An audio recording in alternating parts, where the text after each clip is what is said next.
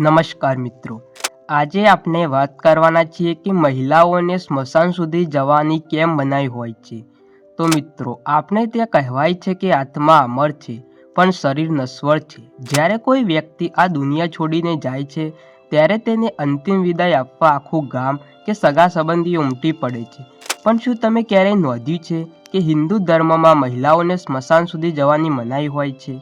શું આ માત્ર એક જૂની પરંપરા છે કે પછી તેની પાછળ કોઈ રહસ્ય છુપાયેલું છે? ગરુડ પુરાણ આ વિશે શું કહે છે? આજે આપણે આ વિડીયોમાં જાણીશું 5 એવા મુખ્ય કારણો જે જાણીને તમે પણ વિચારતા થઈ જશો। શું તમે સાચું કારણ જાણવા માંગતા હો તો આ વિડીયોને અંત સુધી જરૂર જોજો, કારણ કે છેલ્લું કારણ સૌથી મહત્વનું છે। સૌથી પહેલું કારણ છે મહિલાઓનું કોમળ હૃદય। શાસ્ત્રો મુજબ સ્ત્રીઓ પુરુષોની સરખામણીએ વધારે સંવેદનશીલ હોય છે। સ્મશાનનું દ્રશ્ય અત્યંત હૃદયદ્રાવક હોય છે। જ્યારે કોઈ પોતાના સ્વજનને અગ્નિદાહ આપે છે ત્યારે શરીરને બળતું જોઈને મન વિચલિત થઈ શકે છે।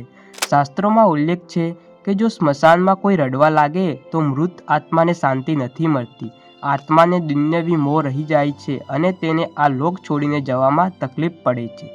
સ્મશાનમાં શાંતિ જળવાઈ રહે અને આત્મા સદગતિ પામે તે માટે સ્ત્રીઓને દૂર રાખવામાં આવે છે। બીજું કારણ છે નકારાત્મક શક્તિઓ। સ્મશાન એક એવી જગ્યા છે જ્યાં નકારાત્મક ઉર્જા અને અતૃપ્ત આત્માઓનો વાસ હોવાનું માનવામાં આવે છે। સ્ત્રીઓનું શરીર પુરુષો કરતાં નકારાત્મક ઉર્જા પ્રત્યે વધુ સંવેદનશીલ હોય છે। ખાસ કરીને કુંવારી કન્યાઓ અથવા ગર્ભવતી મહિલાઓ પર આ શક્તિઓની અસર જલ્દી થઈ શકે છે। માન્યતા મુજબ સ્મશાનમાં ફરતી આવી શક્તિઓ સ્ત્રીઓને જલ્દી પોતાનો શિકાર બનાવે છે, જે તેમના માનસિક અને શારીરિક સ્વાસ્થ્ય માટે જોખમી બની શકે છે। એટલે સુરક્ષાના હેતુથી તેમને ઘરે રહેવાની સલાહ અપાય છે। હવે આપણે વાત કરીશું કારણ નંબર 3। પહેલાંના જમાનામાં અત્યારની જેમ કેમિકલ્સ કે સેનિટાઈઝર નહોતા। જ્યારે કોઈનું મૃત્યુ થાય ત્યારે શરીરના અગ્નિસંસ્કાર સમયે નીકળતો ધુમાડો અને હવામાં રહેલા જીવાણુઓ સ્વાસ્થ્ય માટે હાનિકારક હોય છે।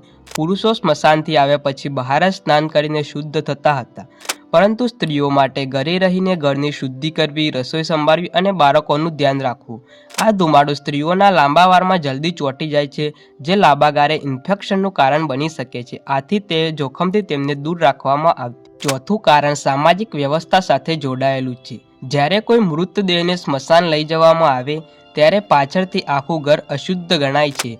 કોઈએ તો ઘરે રહીને ઘરને સાફ કરવું પડે, ગંગાજળ છાંટવું પડે અને સ્મશાનથી પાછા આવતા પુરુષો માટે સ્નાન અને જમવાની વ્યવસ્થા કરવી પડે। સ્ત્રીઓ આ જવાબદારી બખૂબી નિભાવતી હતી।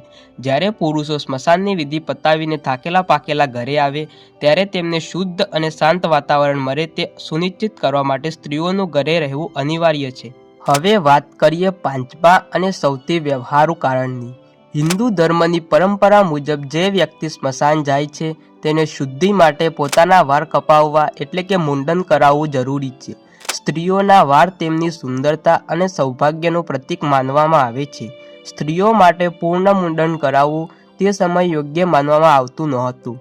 વળી સ્મશાનની અશુદ્ધિ વાળ દ્વારા શરીરમાં જલ્દી પ્રવેશે છે।